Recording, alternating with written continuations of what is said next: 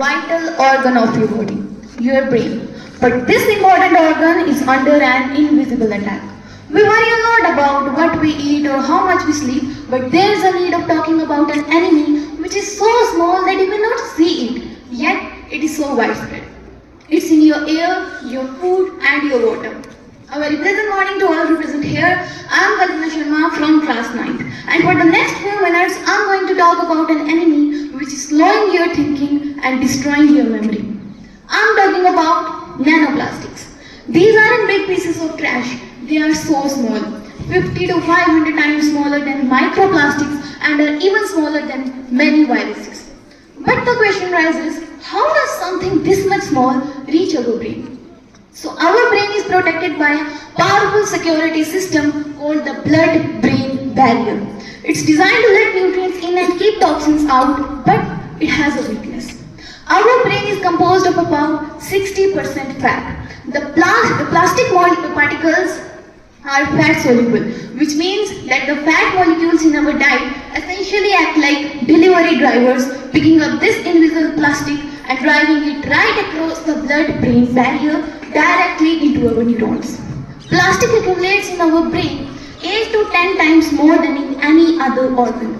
The worst part is what this plastic does once it's inside. It causes cues through a process called oxidative stress. When the plastic is detected, our immune system fires chemical bombs at it. These bombs cause neuroinflammation, which is like having a constant low-grade fire in our brain.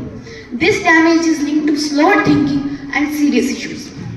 You know, when you breathe, you inhale plastic, shed from synthetic clothes, carpets and car tires, and it is estimated that a single person inhales 300 plus large microplastics and lakhs of nanoplastics every single day. Now let's take another example. Everybody drinks water in a plastic bottle, right?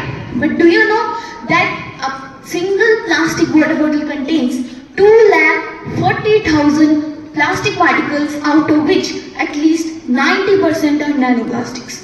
Now imagine, we drink soft drinks, fruit juices, energy drinks, everything in these very same plastic bottles. Now let's talk about the concept of paper cups. Well, they are made of paper, but only to look like it from the outside. Inside, they have a thin layer of plastic, which as soon as it comes in contact with hot things, immediately releases microplastics. One more example is there. We all eat packed items like chips, cookies and chocolate. We think that there is a layer of aluminium foil inside their packets, but it's not like that. They are metallized plastic films, which have an extremely thin layer of aluminium foil, and the rest is all plastic.